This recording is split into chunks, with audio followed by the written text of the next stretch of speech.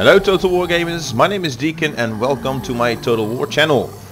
Now, how do you like the Mortal Empires campaigns? That's basically the question I'm gonna help you try get answered as we play through our Mazdamundi review campaign in the Mortal Empires.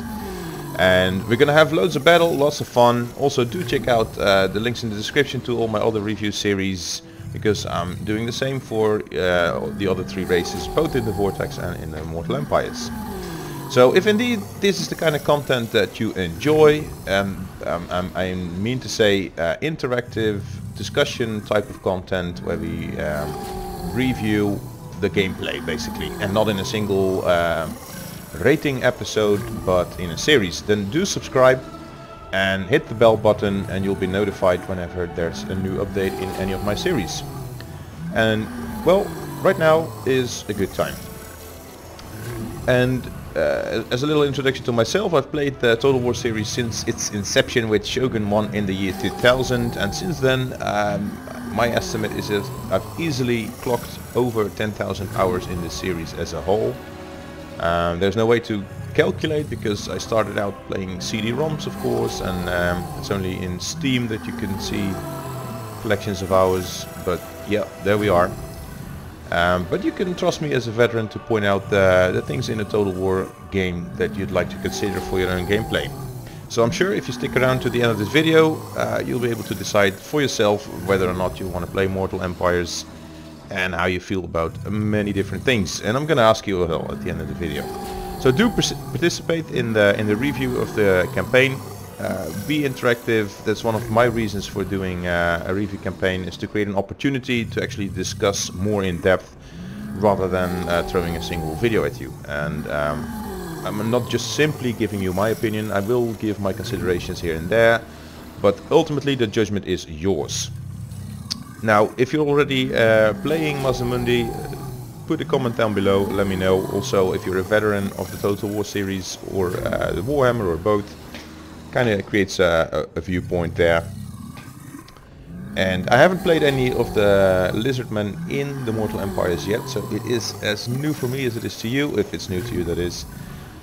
Playing it on hard difficulty, so both the battles and the campaign is set to hard because, well, I'm pretty confident I can manage the games at very hard. I do like the challenge for myself, but I'm also looking for illustrations, and I think more people will actually play at hard and normal rather than on very hard and legendary. So let's crack on. The Geomantic Web feature for the race is still here in Mortal Empires. We still get the blessed variants of all kinds of units, so that has carried over into Mortal Empires. And then of course we have ferocious beasts that can lose control. Now we are out here for genocide basically, and everyone knows that the great plan means we eliminate everyone and just bring the whole world under Lizardman control, which of course gives a nice context, a nice loreful background to a domination campaign. However, I generally don't play the map.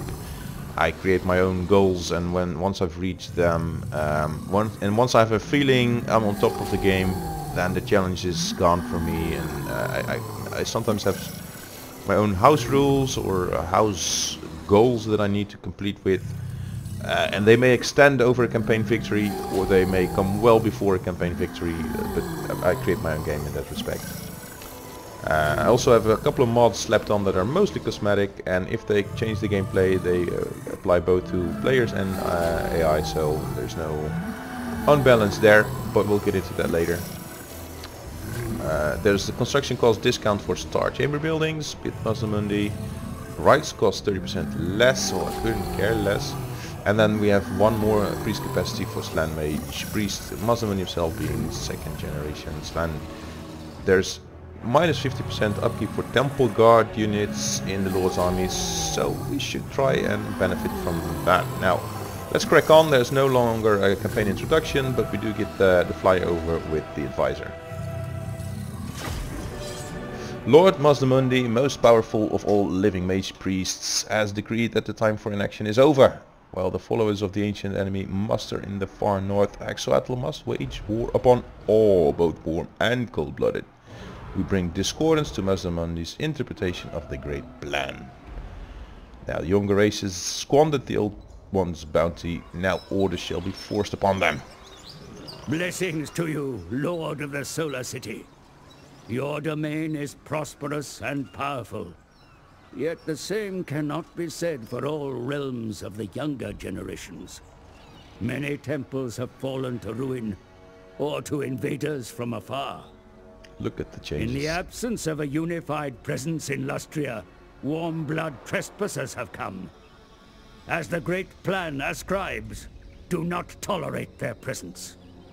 There are many cohorts of lizardmen who will aid a slan of the second generation, although some have misinterpreted the Great Plan and may be hostile. The old ones shaped this world, and for too long have their designs been ignored. The map is tilted. Their Great Plan must be fulfilled, Lord Mazdamundi, no matter the cost. Now, the positioning of the map is the first thing that I notice has changed a little, but let's review the map in a moment. We have the Geomantic Web, so the cities are linked in an unseen way, and it gives power to the province. Also, if an army is attacked while sitting on a nexus of the Geomantic Web, then we can normally spawn priests in the battle as one of the bonuses from the Geomantic Web. Then Blessed Spawnings.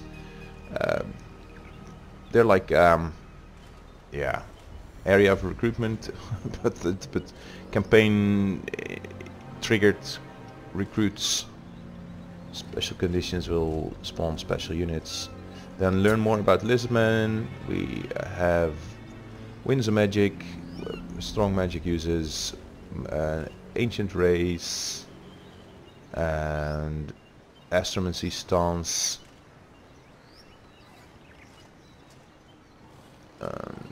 Will be harder to surprise or invade, or evade, sorry. We spend money for rights. There's not that much to it really.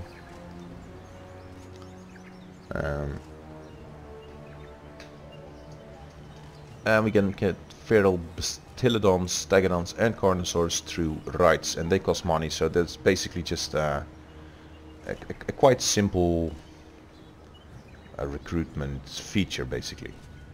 Now that's all there's to it in this regard, so yes, okay. Now we get a mission.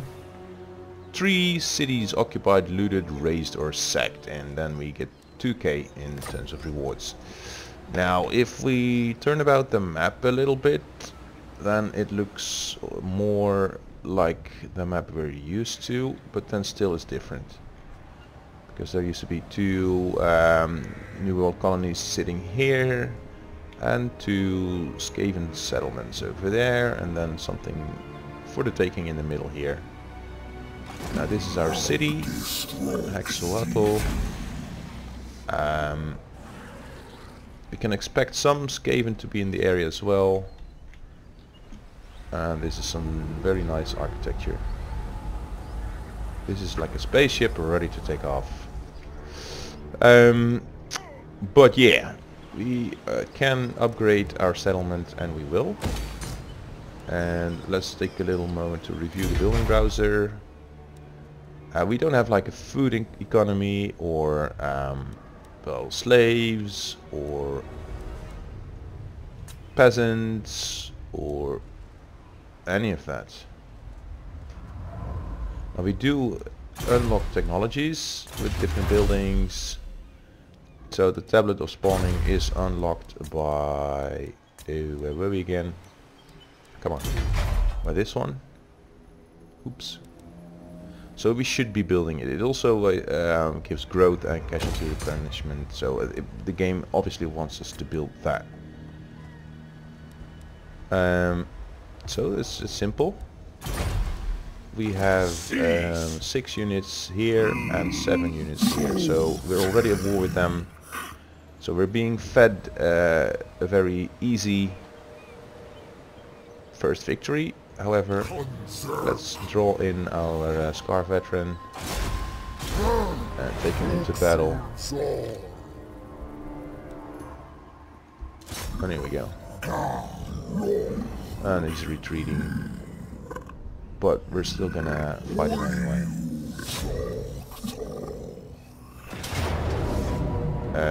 Yes, I will also resolve this. Maybe I shouldn't have. We didn't lose. So XP, replenishment, or let's just take some replenishment. In the rank. And this is just a standard thing. I'm always going for the campaign movement. Now, I don't think we can actually take out.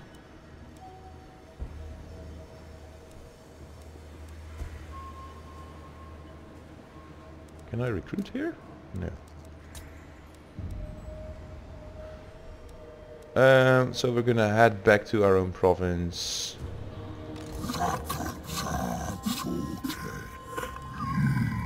More ambush. Let's go for an ambush here. Move back the next turn and then do some recruitment. So, diplomacy. We're gonna exterminate everyone. What? I'm only interested in trade, basically. And we have no friendly... I'm just not gonna play the diplomacy game here. So yeah, the map is considerably different in this area of the world. I'm doing Dirtu in Mortal Empires. There's a link in the description. And Athaloran and the mountain ranges and Bretonia, they all seem pretty much unchanged. But this area did change, and I don't know. Don't have an opinion yet. So now we can research something. Let's just go and research. And we didn't. Oh, of course I need to take you out of ambush stance. Move you back to our city. And recruit stuff. Now, these guys are cheap in upkeep. So let's just take let's take on 3 of them. 4 turns for research. And my objective is going to be the Skaggy. Who else are we at war with? The Blue Vipers. Where are they? Quite quite some distance away. Clan Gnaw. I like your. So I want to know where you are on the map. Is that too hard? I like your job. Go away. Where is Clan Gnaw? Oh, there they are. Okay, but I wonder if they even have a...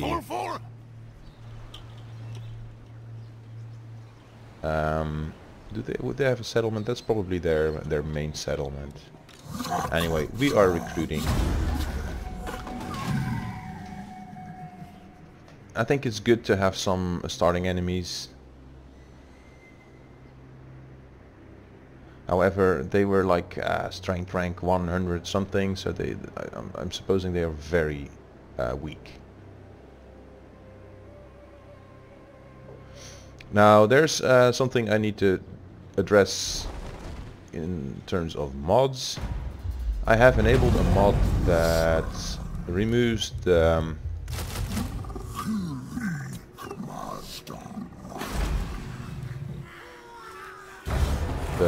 fatigue penalty on the forced march stance. Not because I like to force march, but because I dislike the fact that enemy armies just disappear instantly from the poor battle performance, and then a loss in forced march stance also means the disintegration of the army, like if it were an underway battle or a Wildroots battle. I think it's silly. Don't like it. We are continuing to recruit. Our veteran has public order, assault garrison, wound, assault units, specialist, hero actions, success chance. Now this obviously has been changed quite a bit from the previous build in Warhammer I. Something you may like or dislike. I generally don't like it when options are taken away from me. Hey, it does say now that if you take him out, here it says the tiers of like rank in a certain ability, and also the kinds of abilities that he has, plus the traits, and they may vary upon the traits that they have upon recruiting them. So these are, I think, missile resistance and resilience are traits that come from a certain, but this is +5 charge bonus and +5 weapon strength. So he's like a melee specialist. But it doesn't, it no longer says, oh, he's humble. No. I don't know anymore. What something, if this were a recruitable hero, then there's like a trait that gives these effects, but the name of the trait is gone. Look at his color scheme. Anyway, he's in there with Mazdamundi. We're training, and it gives a little XP per turn. Hey Croxagors, hey Feral Basilodon, hey Temple Guards, which are the special units that came with Mazdamundi. Also, the fact that we get a hero at the start is nice, because not all the factions get heroes or agents or lords or whatever. Lords, of course, yes, but you know what I mean, agents. One more turn for 3 of those, and then we'll take another turn for some skirmishes, which are the most expensive in terms of upkeep, and then we'll take the following gates, hopefully eliminate Clan Gnaw. Gnaw. Now, of course, end turns do take a little while because we're in Mortal Empires with a load more factions. However, I generally don't care. I've played so much of Medieval 2 and Atoxer, other games where the end turn times were just prohibitive. And I still play them. It hasn't kept me from actually playing those. So this is built by Stone Marker, post-battle loot, hero actions, growth, tradable resources, ammunition, melee defense, speed. Pterodon, cold one, Bastillodon. Oh, this is a second level, and then a third level. So I bet that these are the more simple.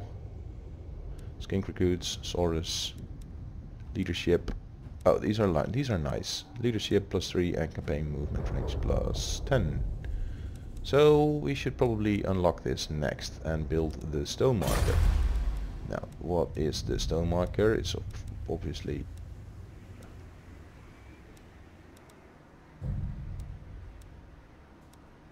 stone marker. No? Okay. Where's the stone marker? Gold mining. Oh. Ew. This is too good to pass up, sorry. Gold mining pit. And I want to know what the stone marker is.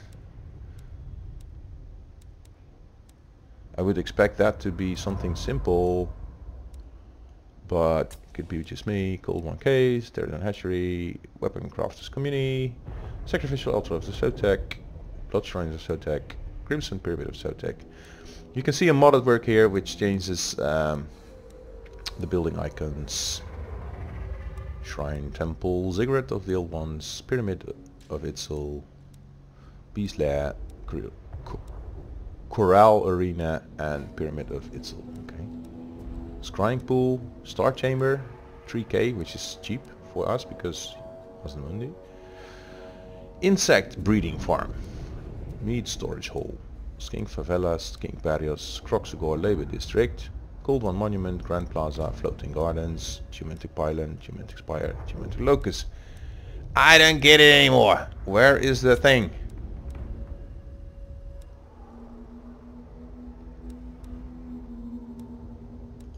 Am I cross-eyed?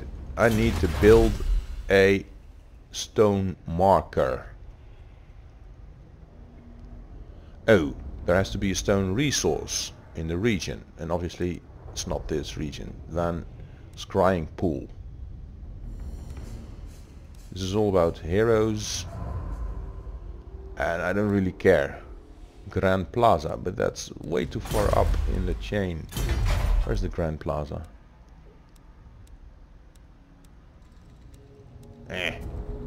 Infrastructure is Grand Plaza, I would say. No? Yeah, here in tier 3.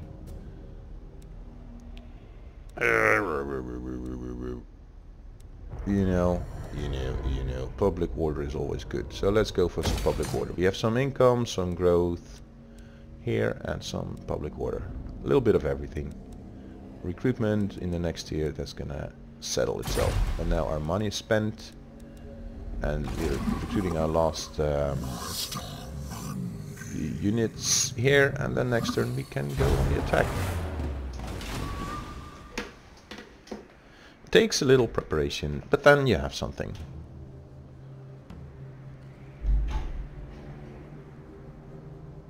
And I generally, if I can support it, I try and get a full stack before I move out.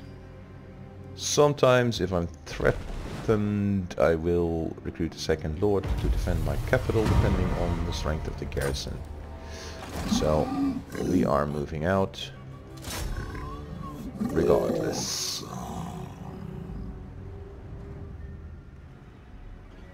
Hey, did you just disappear? What happened? Oh, they retreated. So Mazdamundi can I left click? Fallen gates. Yeah. I can't.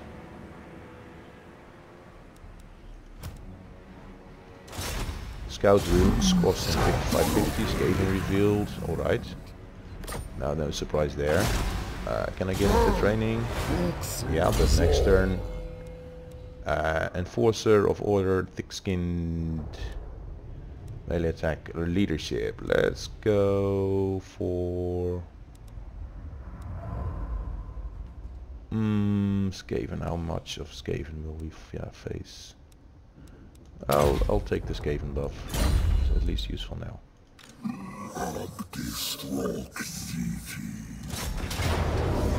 Ew.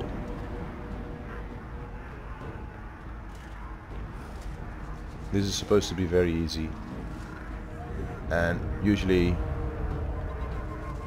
in reality the battles are not all that easy. Just auto-resolve. I'm not generally the kind of player that auto-resolves, but anyway.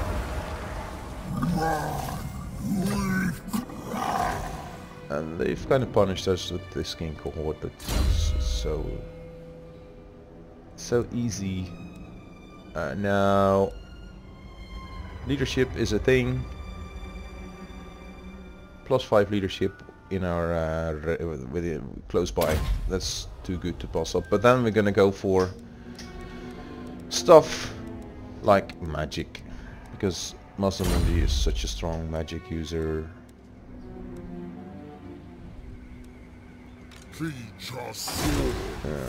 do that so much. So there's research available.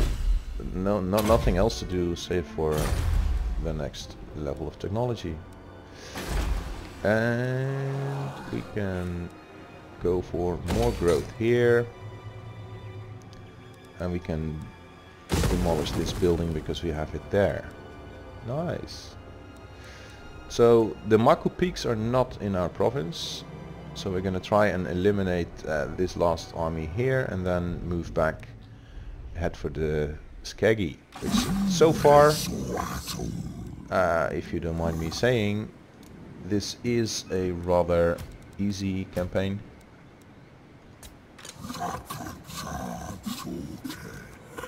Let's take on 1, 2, 3 of these. And we're back on track in the next turn. Oh, no. The Dark Elves don't like us very much, but also their settlements are not very attractive to us. So let's first get the settlements that actually benefit us in a certain way. We can always fight them to rank up Mazdamundi, but there's no real... And now they like us better. So silly. Okay. Boom. Replenishment. Faction destroyed. Right unlocked. Krog killed. That was easy. We gained a banner. And we lost a unit. Oh, that was already half health. But so, reserves of energy or... now, but we're just first gonna go into the magic series. And go back to Axolotl.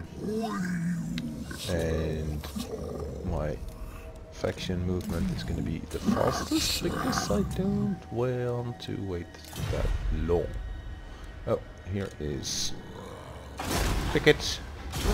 Train. So we're full again. And we can upgrade something here. We can build something here. Do I need Saurus units now? Not yet. It's too early. Can't afford them.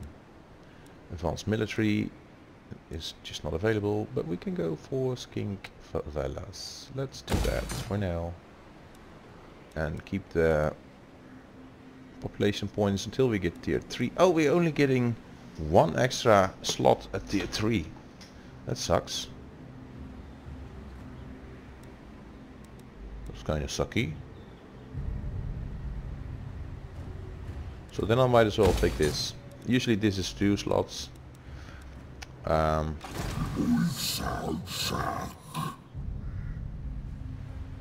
then again, we don't know how long until they attack us here. And it's rather undefended. Small garrison compared to a big one. So we're protecting our interests a lot better here. And so we're done for this turn again.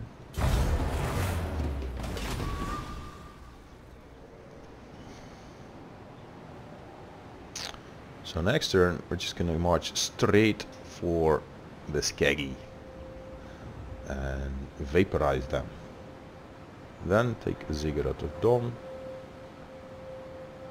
Then we'll have to fight the New World colonies because they are climates that favor us. So far I'm not having a difficult time with this campaign. We're going to forced march this way. And they have 2 armies and a garrison. Wow, and I'm mostly skinks and No! other. Beyond your comprehension! Beyond your comprehension.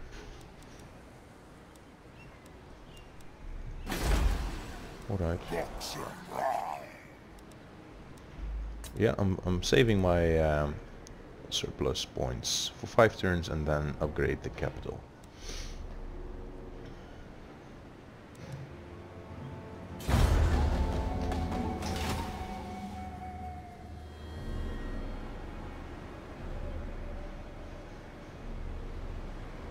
I think I'll put myself across the border and go raid their territory, see if I can provoke them into attacking me with the single army. Because 2 half stacks and a garrison may be a wee bit much even for Mazdamundi, because most our units are the very cheapest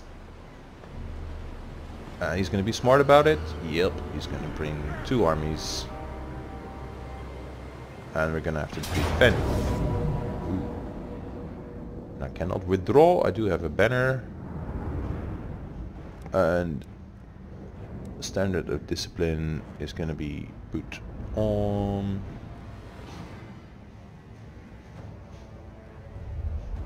I'll put it on the...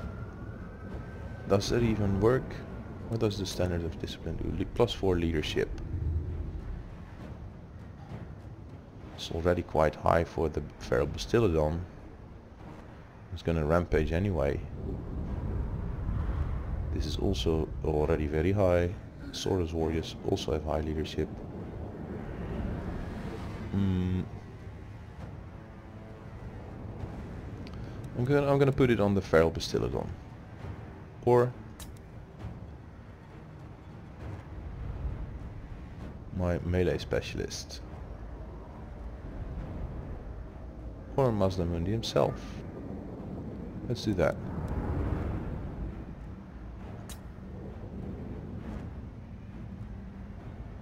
Okay. And we're facing 2 laws, level 1. So no use of magic, I suppose. Crap loads of Chaos Marauders, 2 Chaos Marauder Horsemen, 2 great weapons, 4 great weapons, and 2 Warhounds. So it's mostly Chaos Marauders. So let's hope we can find a spot in a forest somewhere. And also I try to make these videos exactly half an hour long. And I put a timer on my phone that says that we're now in half an hour. So I'll let you view the terrain. And then if you want to see how the battle plays out, you'll have to come back next time for our first serious battle of the campaign. Because I've been auto-resolving the rest, but I'm definitely going to fight this manually. Question is, do we have the forest, the red territory, or do we have the mountain with the terrain edge in the yellow territory? That's the question. And so far, coming to a close, most of my satisfaction in doing YouTube is the knowledge that other people watch along with what I'm doing. So it kind of increases. If I'm accomplishing a great victory, I never have to tell them myself, oh crap, I didn't save it, because people are already watching this. I'm recording it anyway, so that's fun, of course. However, if you give comments, jump into my Discord, jump into my Steam group, and interact with me, that makes things most rewarding as a player. Because I'm curious about my viewers, you as a gamer, and just curious about people in life in general. But that is something, if you understand, if you feel that, then it really helps. And I'm gonna ask you, how do you like Mortal Empires with Mazdamundi so far? Is this too easy, too simple, too hard, too stupid? Let me know. Put it in the comments. And then there's plenty of stuff to discuss later. And we are given the yellow terrain here as defenders, but we are gifted this wonderful hill. So this is going to be awesome.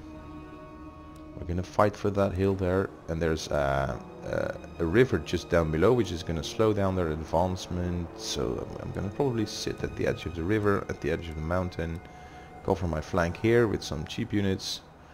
It's going to be a magnificent slaughter. And all of a sudden now, because he has to receive a reinforcing army still. The winds, here is a lot more in my favor now. But there's plenty more to discuss, to see, so stay tuned. If you haven't subscribed already, now's a good time. Hit the bell button, so next time when I upload my next episode, you'll get a ping and a little pop-up, at least in YouTube. And then you know it's time to take out your headphones and your phone, head to the bathroom, if you're at work for example, and just sit there for 30 minutes straight and tell them it was a big delivery. You know, and your life will suddenly increase in quality by like a lot. So subscribe, stay tuned, this concludes my episode for today. If you have any questions, drop them in the comments as well. Thanks for participating if indeed you have, and see you next time.